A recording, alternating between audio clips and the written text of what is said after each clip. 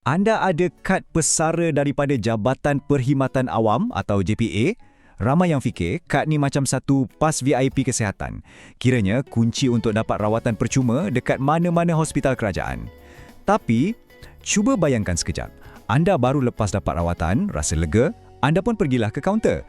Tiba-tiba staf di situ cakap, "Maaf Encik Puan, kad tak boleh guna. Bilnya RM850." Terkejut kan?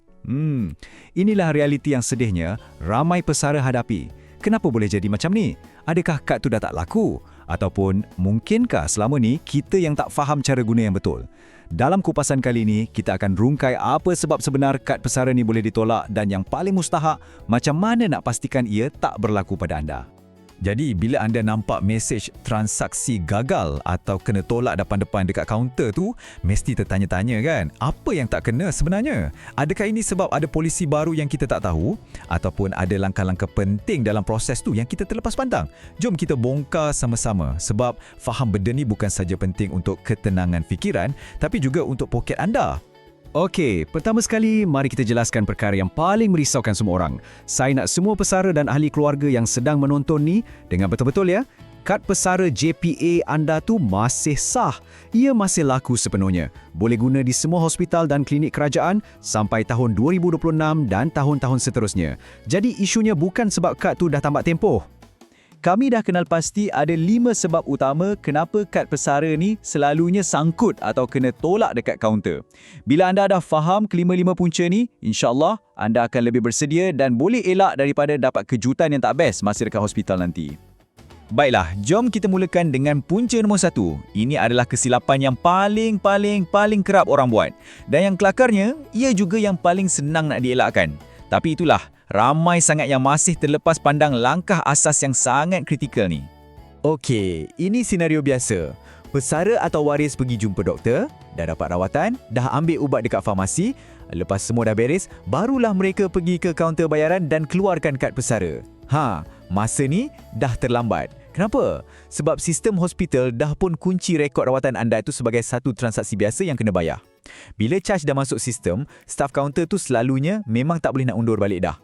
Jadi, macam mana cara yang betul? Ini peraturan emas yang anda wajib ingat. Tunjukkan kad pesara anda tu semasa pendaftaran. Betul-betul masa anda baru sampai hospital atau klinik, langkah pertama, terus pergi ke kaunter pendaftaran dan serahkan kad anda. Biar pihak hospital sahkan dulu status kelayakan anda dalam sistem mereka. Lepas dah sah, barulah proses rawatan bermula. Ingat ya, pengesahan mesti dibuat di mula, bukan di hujung. Seterusnya, punca nombor 2 yang juga sangat biasa berlaku, terutamanya untuk kes-kes rawatan yang lebih serius sikit, yang melibatkan satu dokumen penting yang kita panggil Surat Jaminan ataupun nama pendeknya GL. Macam ni, kalau setakat rawatan pesakit luar biasa, demam ke, batuk ke, selalunya kad pesara tu dah cukup. Tapi, kalau anda perlu masuk ward atau dijadualkan untuk pembedahan ataupun perlukan rawatan pakar yang kompleks, pihak hospital perlukan lebih dari sekadar kad fizikal anda. Mereka perlukan guarantee letter atau GL. GL ni ibarat macam satu surat pengesahan rasmi daripada JPA atau KWAP yang menjamin kepada hospital kos rawatan anda akan ditanggung. Tanpa GL ni, hospital tak boleh nak teruskan proses kemasukan wad secara percuma walaupun anda tunjuk kad pesara. Kita beralih kepada sebab ketiga, yang ini pula berkaitan dengan teknologi. Zaman digital ni memang banyak benda jadi mudah kan?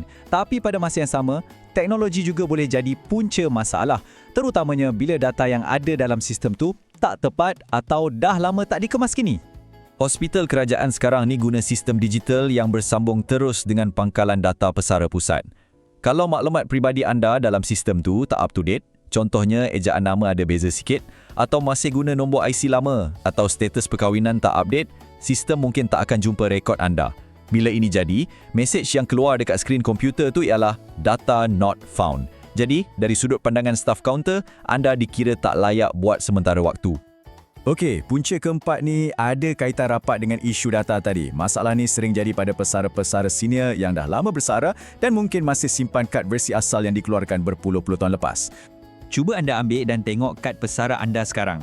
Setengah kad yang versi lama sangat tu mungkin tak ada maklumat penting yang sistem digital sekarang perlukan. Contohnya macam kod kategori perkhidmatan. Benda ni nampak remeh, tapi kalau tak ada, ia boleh menyusahkan proses pendaftaran dekat kaunter. Jadi kalau anda tengok kad anda tu dah nampak usang atau maklumatnya macam tak lengkap, elok sangatlah mohon kad gantian yang baru melalui portal Pesara. Biar semua data selari dengan sistem terkini. Dan punca kelima, ini satu lagi sebab yang sering jadi keliru dan punca kad ditolak, terutamanya bila kad tu digunakan untuk ahli keluarga atau tanggungan. Kelayakan untuk tanggungan ni ada syarat dan had masa yang sangat jelas. Untuk anak-anak, mereka hanya layak guna kemudahan ni sampai umur 18 tahun.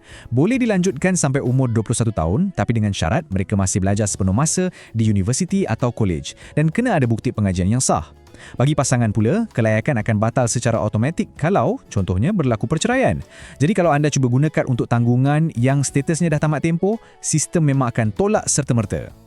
Baiklah, kita dah faham 5 sebab utama kad boleh ditolak. Jangan risau, sekarang jom kita tengok pula beberapa penyelesaian moden yang boleh bantu kita. Dan juga kita sentuh sikit tentang kes-kes khas yang prosedurnya lain sikit.